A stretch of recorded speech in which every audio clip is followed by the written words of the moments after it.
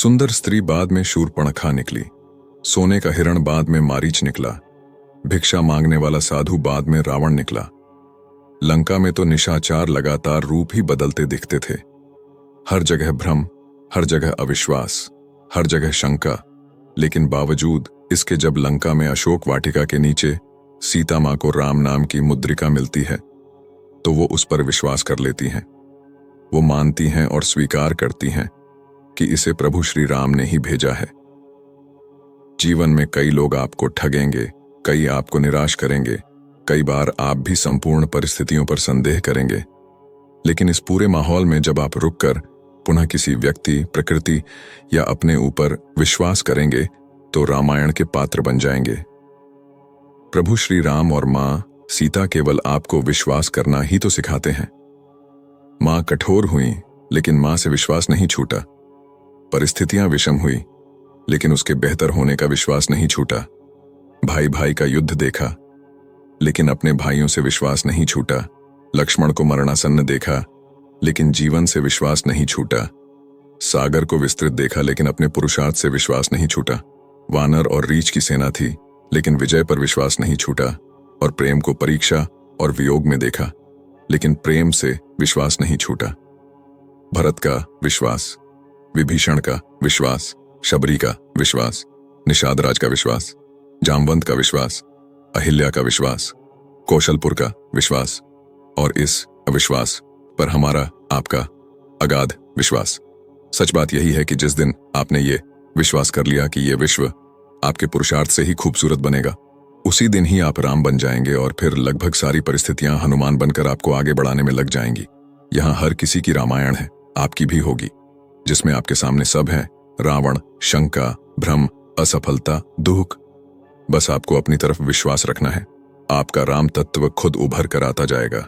एक बात ध्यान में रखने योग्य है कि सभी मनुष्यों में ईश्वर का अंश होता है, लेकिन सभी व्यक्तियों का व्यवहार और बुद्धि में अंतर होता है। ऐसा क्यों?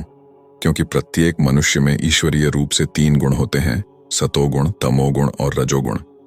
जब किसी बच्चे का जन्म होता है तब उसमें ईश्वरीय भाव होता है और ये हम ही हैं जो बच्चों में इन गुणों का विकास करते हैं। यदि बच्चे को माता पिता संस्कार सिखाते हैं तो उसमें स्वाभाविक रूप से सतोगुण विकसित होता है। ईश्वर जब भी किसी आत्मा को नया शरीर देता है वो आत्मा शुद्ध और निर्मल ही होती है, तभी प्रेत योनि के बाद उसे नया शरीर प्राप्त हो पाता है। अब ये बात उनके लिए बहुत मिर्ची लगने वाली होगी जो बात बात पर कहीं पर भी गालियां अपशब्दों का प्रयोग करते हैं और फिर लोग उनको यही कहते हैं कि इनके माँ बाप ने इनका पालन पोषण ऐसे तरीके से किया होगा कि इनको अपशब्द की आदत हुई। गाली गलौज करने वाले व्यक्ति हमेशा अपने परिवार का ही वातावरण दूसरों के सामने प्रस्तुत करते हैं। जब भी कोई संस्कारी व्यक्ति विकट परिस्थितियों में भी अपने धैर्य और विवेक को नहीं छोड़ता, उसकी एक सकारात्मक छाप अन्य जनों पर पड़ती है। जैसे कुछ नए नए बौद्धिस्ट हमारी धार्मिक पोस्ट पर गाली गलौज अपशब्द बोलते हैं तो उनकी गंदी भाषा भरे कमेंट पढ़कर क्या कोई भी उनको एक संस्कारी परिवार का सदस्य समझ सकता है? नहीं ना। इसलिए कुछ भी बोलने या करने से पहले ये जरूर सोचिए कि आपका कथन और कर्म का क्या प्रभाव आपकी और आपके परिवार की छवि पर पड़ेगी। जिस मनुष्य के कर्म और सोच जिस प्रकार की होती है उसी प्रकार से उसमें गुण विकसित होते चले जाते हैं। ये गुण व्यक्ति की संगत से भी प्रभावित होते हैं। जिस प्रकार के लोगों के साथ व्यक्ति संग करता है उसी प्रकार से उसके गुण प्रभावित होते हैं।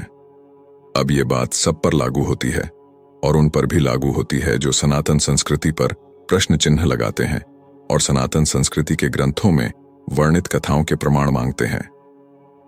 हरियाणा में एक कहावत प्रसिद्ध है, जैसी दुधी वैसी बुद्धि, अर्थात जैसा पालन पोषण वैसा ही बुद्धि आचार विचार होगा।